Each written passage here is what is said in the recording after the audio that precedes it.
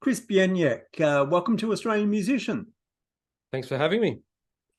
What were you listening to growing up, Chris, and whose licks were you trying to copy? Well, I suppose, from the very start, like a lot of guitar players, it was like Hendrix and, Stevie Ray Vaughan, stuff that was on Gold 104. I think it's still called that.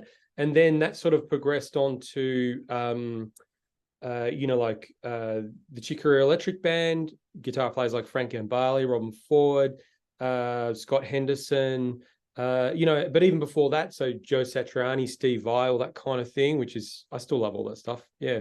Yeah. So as you got older, did your taste change? Yeah, sort of. I suppose it sort of went back and forth in a way, like starting off like most players as a rock, musician. Like being exposed to, say, jazz and all that kind of thing really did have a big impact. So, but at the same time, I think probably my straight ahead jazz phase lasted maybe 6 months. So, and then, couldn't help but put on a distortion pedal again. So, yeah. So yeah, it's I don't know. It's always evolving. Yeah. You got a new album out, which is what we're talking today. It's called Yeah. Monsteria. How That's long? it. How long did it take for the album to come together? Well, look, in all honesty, a couple of years, really. Like I sort of started it, around the start of the pandemic, and even the way it sort of shaped, sort of changed. My initial, I guess, vision sort of slightly changed and deviated a little bit. So yeah, so it took sort of time because I guess the way it was done as well, I recorded all my parts first here in my studio, and then had musicians do their parts, across time. So yeah, it all takes time. Yeah. Where did the title come from? Um, yeah, I think it was initially it was another title. It was gonna be called some symbiosis was my original title. Like so, it was I guess a symbiosis of jazz and rock, and all the things that I like to listen to. I guess it was a monster of a process. It's one of those things. I suppose I gave it my all. So and I think I just was walking past. I saw a Monsteria plant. I have one here in my studio as well, and so I thought I'll just name it that. Has no connection to any of the songs. And the players that are involved as well, monster players. So I just thought, yep, Monsteria, and I sort of, the artist, I got him to put some fly trap heads on it too to sort of fit in with that whole theme. Yeah. You say that you recorded your parts separately. The Yeah. album sounds like it was recorded together as a Oh, band. good. That's the idea. Yeah. So I guess a lot of this was probably influenced from some of the earlier Dirty Loops stuff. I remember seeing, in the early 2010s, how they would sort of do versions of covers and things like that. And I thought, well, these are all written on standard forms, so I thought, well, yeah, I'll record, I'll use those as structures. And so I before I even touch a guitar, I'll compose it all on a laptop. And then I, make like a MIDI sort of sequence kind of thing. And then I record my parts, from top to bottom. And then, going back to what the Dirty Loops thing, I stole the process, I suppose, from them. Like, I remember them saying its keyboard is always first, and then drums, and then bass last. So I guess the idea was put everything that I want there so other musicians can interact with that. Because I figure if you put drums first, well, there's nothing there, for them to sort of play to. And I think that's what really sort of makes a difference, the order that it goes for in that process. So yeah, so I guess does that answer that question? I think. Yeah. Yeah. So, well, tell me about the guys, the core band that plays on the album. Yeah, so Gerry Pantazis and Craig Newman are on most of the tracks. Everyone in Melbourne knows who those guys are, and that they do such great work. So it's sort of a no-brainer. So yeah, just you can give them. I guess the goal is to make the charts as clear as possible. And then but look, with drums, like I didn't like, I think one of the tracks early on, I wrote out parts. Then I just realized, well, just let him do whatever he sees fit to do. He's got a better idea of how a drum part go, being, a great drummer. So, so that was kind of, it always comes back not the way you are expecting, which is sort of, I like that. It's exciting. So it comes back better because it's, from a drummer's perspective. So you just, I like that. Just give it to him and it comes back the way he decides to do it. And bass, I guess bass was more, a lot of that I pre-scripted. So I think it was initially meant to be, like a bit more like, say, a Satriani or a Vi record, where all the parts are sort of, the bass parts, they progress, but they're pretty much notated through the whole thing. But as the project sort of went along, I left space for improv as well. So it was not so, constrained. So the bass is definitely more constrained, but there's some freedom in there too. Yeah. Phil Turcio on keyboards. Did you give Phil a brief on the kind of sounds you were after? That was on one track. That track was actually from a previous recording. Yes. So, I guess I wanted to redo that track again. So there's such nice keyboard parts on there, and I even learnt a few of them myself and played them on guitar. So that's right. Like you just say, well, I'd like some Rhodes, something like that, and the first track was actually a keyboard player from Russia. His name's Valeriy Stepanov, sorry, and same sort of thing. So I just basically said the sound that you used in this clip, and that was it. Yeah. How fussy are you with your own guitar takes? Do you do many? Oh yeah. So it's sort of, I guess, a failure is kind of part of it, really. So it's like I guess you practice up the song. Well, I practice up the song, and then I record it, and then I listen back to it and see what's working, what needs to improve. And I guess I usually just sort of do set everything up and record for, could be half an hour, an hour. And if I kind of grade it, what's working, what's not, and then go away, work on it a bit more, do it again. If I'm happy, maybe I'll keep it. If not, I'll go away and do it more. So some of those tracks could take like, a couple of weeks to sort of do. So, so the goal was to sort of, do it as well as I could, I suppose, really. Yeah. The track "The Girl from Murrumbeena" features the girl from Mumbai. Yes. Mohini Dey. How did that happen? Yeah. Well, I just asked her to record it. So, and she's also on the other track, Giant Sloth. So look, that's, I think, starting off, I imagined it'd be nice to sort of collaborate with some international musicians as well. And I came across some of her playing and I loved it. So I thought, give her a message and get her involved in some of the tracks. And so, you could give her anything and she could play it. Like, she'll take on any guitarist and show them how to play their own music. That's what happened to me. Like, on the Giant Sloth track in particular, there was, she added some parts, and then I had to go and learn them, and that was quite challenging, actually. So, to double them, I thought I just need to learn how to play these and double them as well. Yeah. And then she put up a YouTube clip on her own YouTube channel of one of the solos. That was a nice touch from her. Yeah, that's right. Yeah, that's a thing she regularly does. With whatever project she's working, she's always, she's working on something always, like, or multiple things all the time. So she just a machine, just churns all these amazing recordings out and always flying across the world, that sort of thing. And she's playing with players like Steve Vai, Guthrie Govan, Simon Phillips last I heard, I think. Yeah. Who else played on the album? Have we left anybody off? As I mentioned before, Valeriy Stepanov. Like, I never was really gonna have much keyboard at all on this album, but I don't know how it came. Like, I saw a clip, and I was listening to his playing, and it's sort of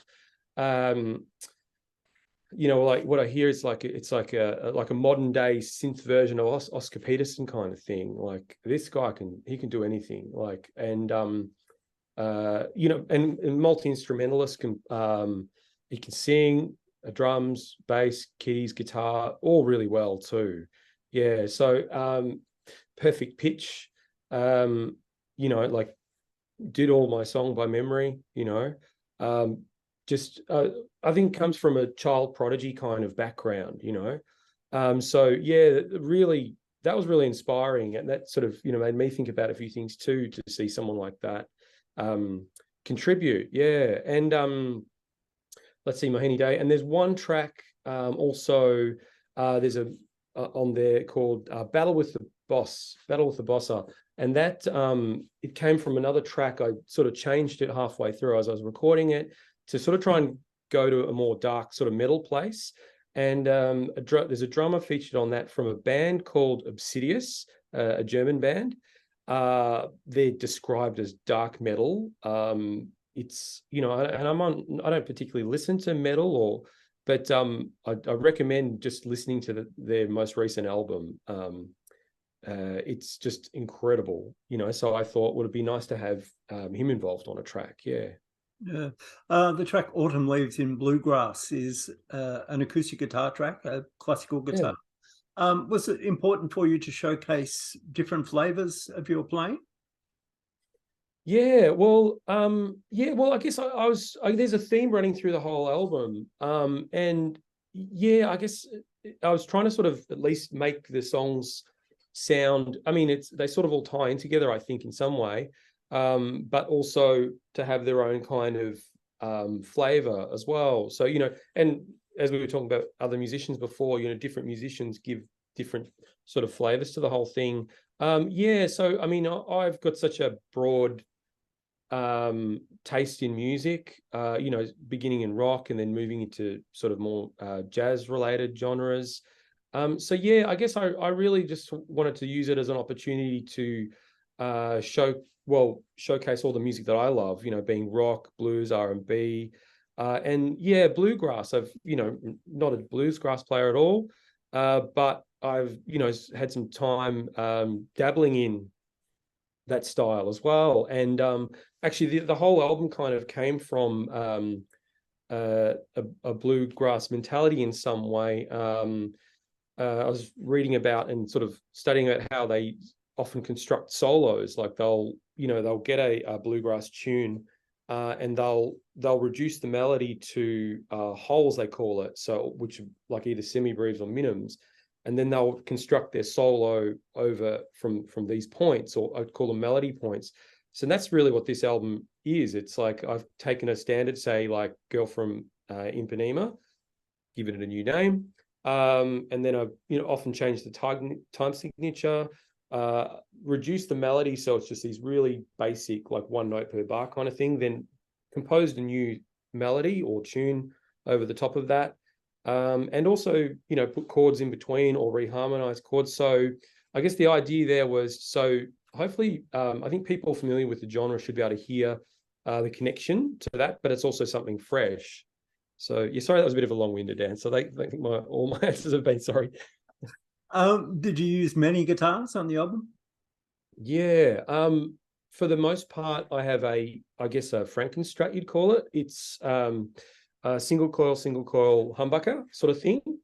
So for the most part, I was using that one, and then a Gretsch Sparkle Jet, it's called, because it's got sparkles on it, and also yeah, and just a standard Strat as well. And then there's and on the Autumn Leaves in the Bluegrass track, that's just a Martin acoustic, and then and on one track it's sort of like an interlude track. It's All the Dins in My Car, based on All the Things You Are. That's, I guess it's an Ibanez, sort of like a copy of a Gibson jazz box, really. So it's a straight ahead jazz guitar. Yeah. What about pedals? Were there particular pedals that you used a lot on the album? Yeah. So I guess the process I used to record is I play straight in DI, which, you know, the benefit to that is I can reamp the sound later. So it's a benefit, but it can also sort of be a bit of a curse, because you know what I mean. Once you've got your sound recorded, that's it, you know. But with DI, you've got just a raw sound, and I've got a few amps behind me here. So I would often use that sound. I'd re-record the sound so through the system, and so I could do multiple takes of the same take, but with different distortion pedals and things like that. For the most part, I use this, I guess it's like a tube screamer on steroids called a Fox Rocks H9, Hot 9. So that's kind of my sound. And then there's another one, it's a Wampler pedal called a Brent Mason, a Hot Wired, which is a distortion / overdrive sort of thing. So mostly those two, but, you know, reamp through different amps, and, you know, I sort of change where I put the mic and all that kind of thing. Yeah. The kind of music you play is not mainstream. What do you hope for an album like this when you put it out? Yeah, it's nice to have people listen to it, I suppose, to start with. Yeah. Look, so I guess this one it's sort of like there were personal goals, you know. It was just I had this sort of vision and I wanted to achieve it, and I did. So yeah, I guess this music, you know, it was challenging to put together. So it wasn't sort of just like, okay, I'm just going to play these songs that I've been practicing. It was sort of like I had this idea, I wrote it all, and then learnt kind of how to do it, and, you know, sort of a big process in that regard, you know. But yeah, so it was a musical goal, you know. I wasn't sort of worried about it. Obviously, you said, you know, it's not mainstream music, so I wasn't focusing on it necessarily being popular. Of course, I think everyone would like their music to be popular and for people to listen to it. So yeah, so I guess it's just to basically get it out there and have people listen to it. And yeah, and all of the songs, all my recording process I put up on my YouTube channel too. So it's sort of, I guess it kind of it's just another little thing to add as an artist to your catalog of work, really. Who did the fabulous artwork for the album cover? Yeah, a guy called Chris the Biss, he goes by. He's from New York. And yeah, so I drew the design. You know, I had a go at it myself, and I looked at it and thought, no. But that was useful. So I was able to give it to him, and he improved it. And yeah, I love what he does. He's it's, I suppose, illustration. It's got a comical sort of look about it. Yeah. Yeah. And what about gigs coming up to play this material?